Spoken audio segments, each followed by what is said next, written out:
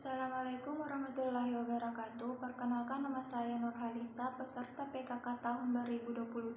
Di sini saya akan memaparkan hasil resume dari materi pertama, yaitu tali temali, teori dan praktik.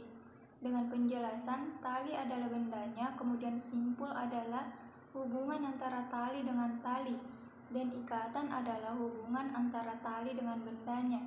Selanjutnya, macam-macam simpul dan kegunaannya, yaitu pertama, simpul ujung tali yang digunakan untuk mengikat tali pada tiang atau kayu. Dapat pula digunakan untuk memulai dan mengakhiri suatu ikatan. Kedua, simpul mati untuk menyambung dua utas tali yang sama besarnya dan tidak licin. Ketiga, simpul anyam digunakan untuk menyambung dua utas tali yang tidak sama besar dan dalam keadaan kering. Keempat, simpul anyam berganda untuk menyambung dua utas tali yang tidak sama besarnya dan dalam keadaan basah. Kelima, simpul erat gunanya untuk memendekkan tali. Simpul kembar untuk permulaan ikatan dalam mengikat tali pada tongkat atau tiang kayu. Simpul kursi untuk mengangkat menurunkan benda atau orang pingsan. Simpul penarik untuk menarik benda yang cukup besar. Dan yang terakhir simpul L untuk menangkap atau menjerat hewan ternak yang keluar dari kawanannya. Kemudian macam-macam ikatan dan kegunaannya, yaitu pertama, ikatan pangkal untuk permulaan ikatan dalam mengikat tali pada tongkat atau tiang. Kedua, ikatan tiang untuk mengikat sesuatu sehingga yang diikat masih dapat bergerak leluasa, misalnya untuk mengikat leher binatang supaya tidak tercekik. Ketiga, ikatan jangkar untuk membuat tandu darurat atau dapat juga digunakan untuk mengikat timba atau ember. Keempat, ikatan tambat untuk memulai ikatan silang, juga untuk menautkan tali pada benda-benda lain, terutama benda-benda yang berukuran besar. Kelima, ikatan tarik untuk menambatkan tali pengikat binatang pada suatu tiang, kemudian mudah untuk membukanya kembali. Ikatan turki untuk mengikat sapu lidi setangan leher. Ikatan palang untuk menautkan dua tongkat atau kayu yang posisinya saling tegak lurus. Ikatan canggah untuk menyambung dua buah tongkat secara lurus. Ikatan silang untuk menautkan dua buah tongkat atau kayu yang posisinya bersilangan. Kemudian yang terakhir, ikatan kaki tiga untuk menggabungkan tiga buah kayu atau tongkat dengan posisi saling lurus atau untuk membentuk kaki tiga. Sekian dari pemaparan saya, lebih dan kurangnya mohon dimaafkan. Wassalamualaikum warahmatullahi wabarakatuh.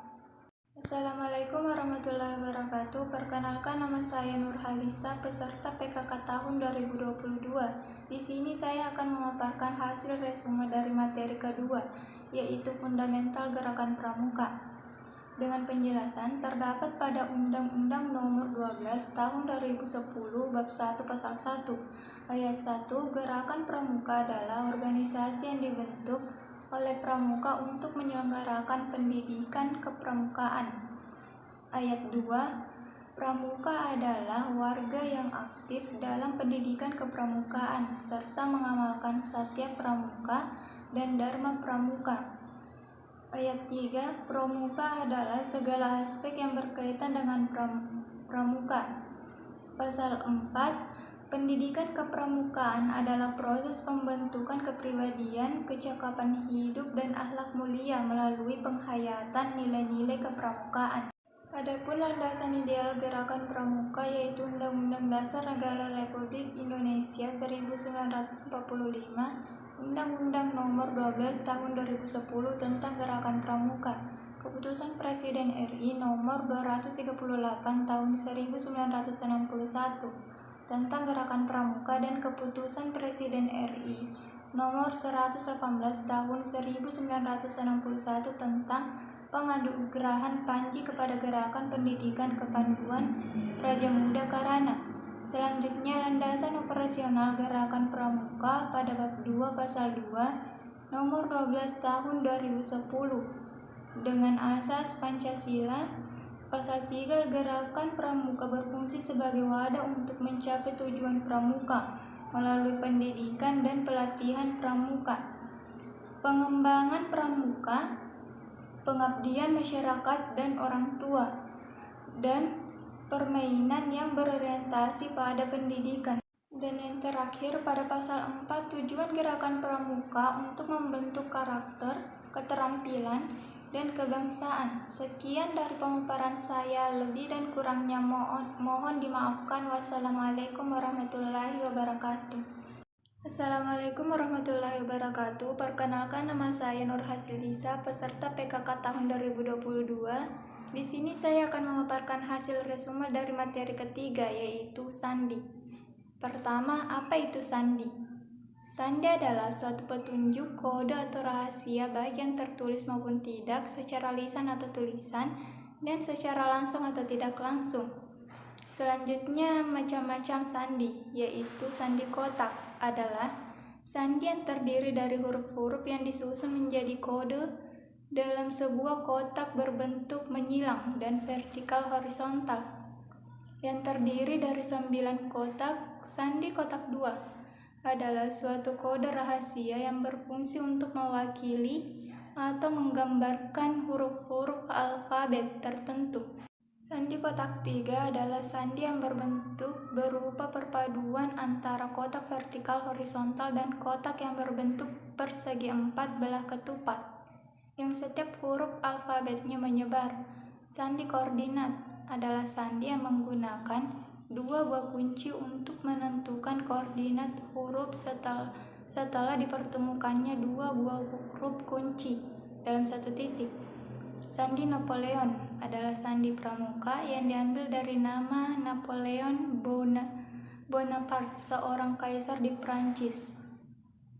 Sandi angka adalah sandi pramuka dengan memberikan penomoran pada masing-masing alfabet. Sandi AND adalah sandi yang menggunakan kata kunci AND dalam setiap katanya. Sandi Smapor adalah sandi pramuka dengan menggunakan bendera yang digerakkan dengan kedua tangan, dan masih banyak lagi sandi-sandi lainnya. Sekian dari ringkasan materi yang saya paparkan. Wassalamualaikum warahmatullahi wabarakatuh. Materi keempat, yaitu penyampaian buku adat.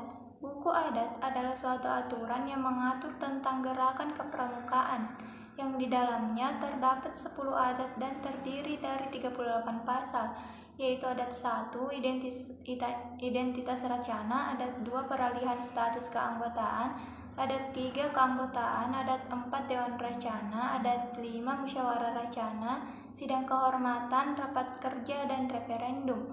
Adat 6, pendapatan dan kekayaan. Adat 7, pakaian seragam pramuka. Adat 8, lain-lain. Adat 9, sanksi-sanksi adat racana. Adat 10, penutup. Materi kelima, yaitu petunjuk penggunaan seragam kepramukaan. Seragam pramuka dibagi menjadi beberapa jenis, yaitu seragam harian, seragam kegiatan, seragam upacara, seragam khusus. Perbedaan aturan yang lama dengan yang baru, di mana peraturan yang lama bagi putri menggunakan pita, sedangkan pada peraturan yang baru berubah menjadi bagi putri menggunakan setangan leher yang sama dengan setangan leher putra.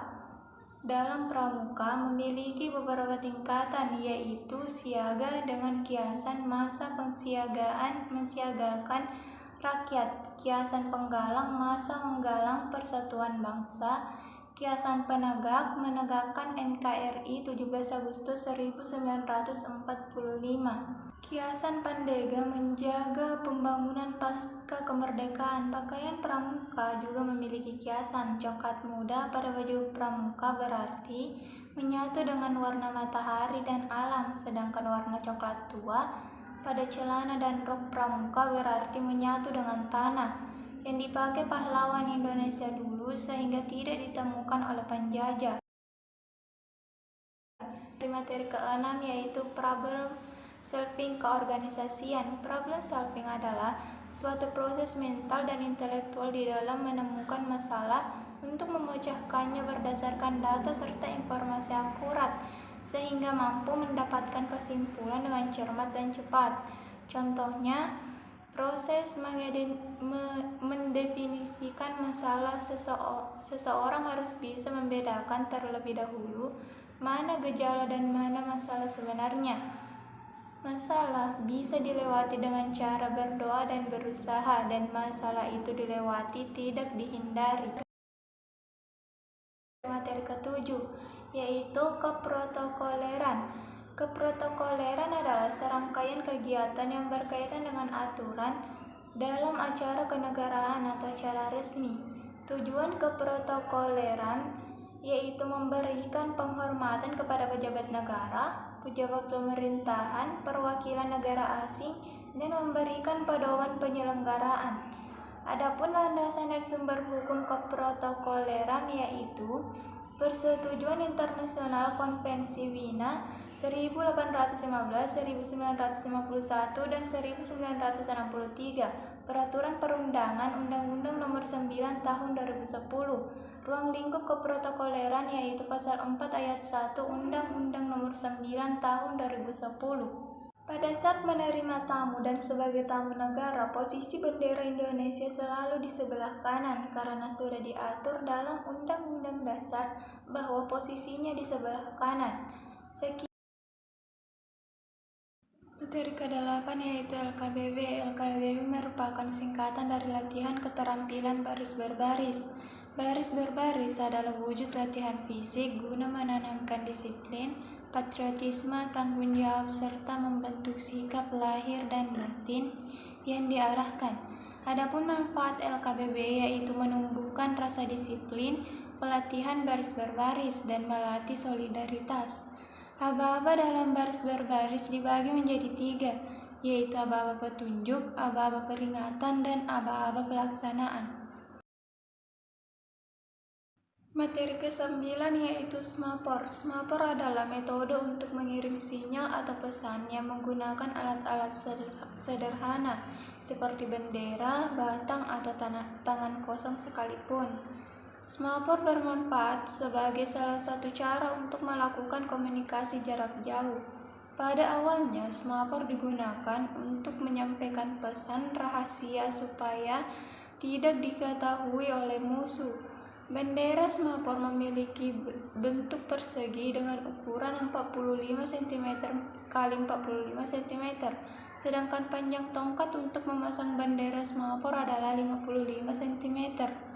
Bendera SMAPOR umumnya berwarna merah dan kuning. Warna merah dan kuning digunakan karena kedua warna itu cerah dan kontras, sehingga dapat dilihat dengan jelas dari jarak yang jauh sekalipun.